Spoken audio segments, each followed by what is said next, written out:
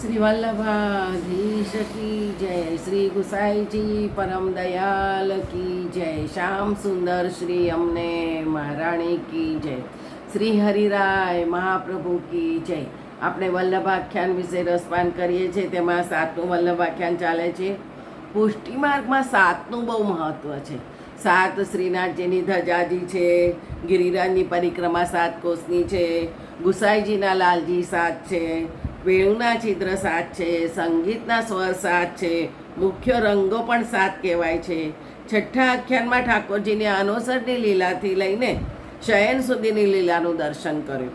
પણ આ ગુસાઈજીએ પ્રભુના જે રસનો અનુભવ કર્યો, જે આનંદ લૂંટ્યો, એ પોતે જ નથી રાખ્યો, પણ વૈષ્ણવને એ લૂંટવા માટે છૂટો મૂક્યો છે। આપ તો કહે છે, જો જે રીતે હું સુખ લઉં છું અને પ્રભુના સુખનો અનુભવ કરું છું, એવી રીતે તમે પણ કરો। કોઈ વસ્તુ પોતાના આચરણમાં સિદ્ધ કરીને બતાવે તેને જ આચાર્ય કહેવાય। શ્રી ગુસાઈજીએ એવી રીતે જ કર્યું છે। પોતાના સેવકોને દ્રષ્ટિ આપે છે। ચર્મ દ્રષ્ટિ, બીજી હોય અધ્યાત્મ દ્રષ્ટિ, અને ત્રીજી હોય ભાવ દ્રષ્ટિ, ચોથી રસ દ્રષ્ટિ, જે બધાને દેખાય છે।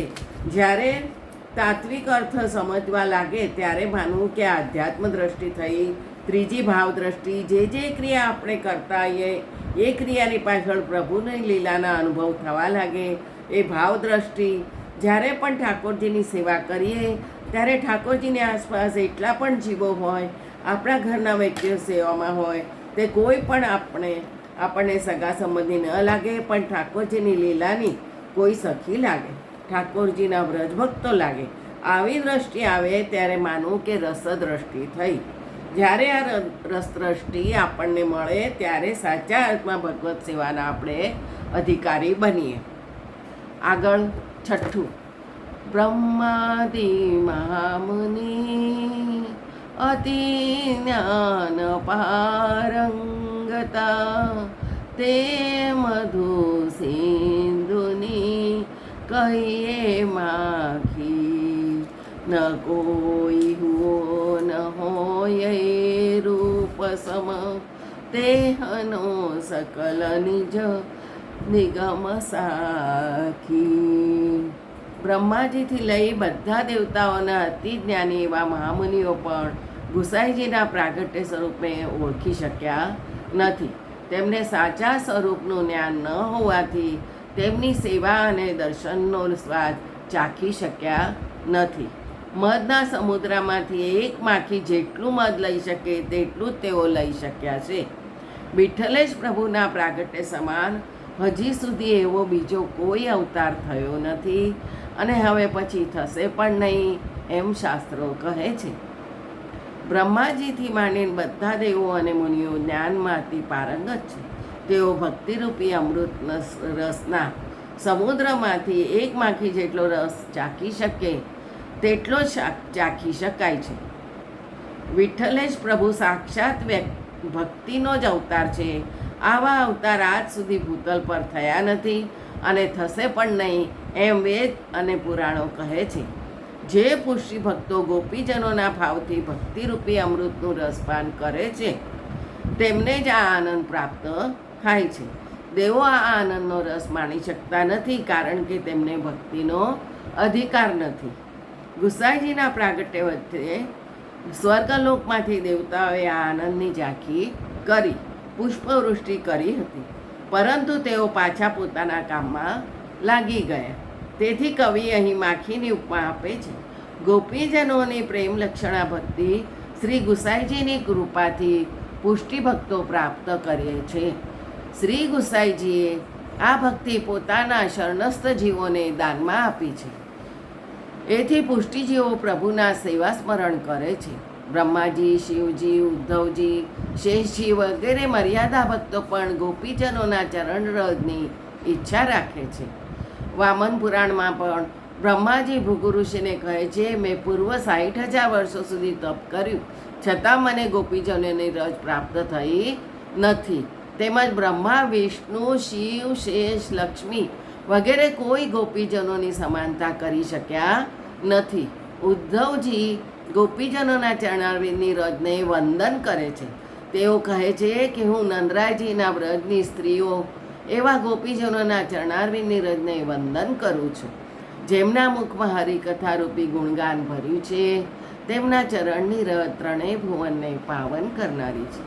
આગળની કડીમાં ગોપાલદાસજી કહે છે કે આવા પ્રભુના સ્વરૂપને જેમણે ઓળખ્યું નથી તે ખરેખર ભાગ્યહીન છે. દેવો પણ તેમની નિંદા કરે છે અને તેમને મનબુદ્ધિ કહે છે. એ પ્રભુ રસ પૂંજતે ભૂમિ પર રુચિ કરી, ભાગ્યહીન જીવ જેણે કણિકા ન ચાખી, તેને દેવ ઉપર રહ્યા ધિકાર બોલે, મંદમતી કહી અને નિંદા દાખી. આવા રસપૂજાઓ પ્રાકૃત સ્વરૂપ શ્રી વિઠ્ઠલેશ પ્રભુ સ્વતઃ પોતાની ઈચ્છાથી ભૂતલ ઉપર પધાર્યા છે. તેથી પૃથ્વીના ભાગ્યનો ઉદય થયો, પરંતુ ભાગ્ય વિનાના જીવોએ આવા પૂર્ણ પુરુષોત્તમ સ્વરૂપને ઓળખ્યું નહીં. એ આનંદ સ્વરૂપની એક કણિકા પણ ચાખી નહીં. તેથી સ્વર્ગના દેવોએ આવા મન બુદ્ધિવાળા જીવોની નિંદા કરી અને તેમને ધિક્કાર કહ્યો છે. ગુસાઈજી રસના પૂન છે. દરેક મનુષ્યને રસમાં મોહ થાય છે, કારણ તેમાં મીઠાશ હોય, છતાં તેમાં ગોટલો છોતરું ઠળિયો કશું હોતું નથી, કેવળ રસ જ હોય છે.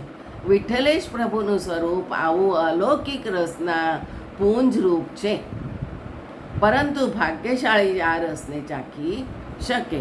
અધિકારી જીવો તે રસની એક કણિકા પણ ચાખી શકતા નથી. આનંદ રસ સ્વરૂપ વિઠ્ઠલેશ પ્રભુ પોતાની ઈચ્છાથી ભૂમિ પર પધાર્યા છે. તેઓ દૈવી જીવોને શરણે લઈ તેમનો ઉદ્ધાર કરવા અર્થે પધાર્યા છે.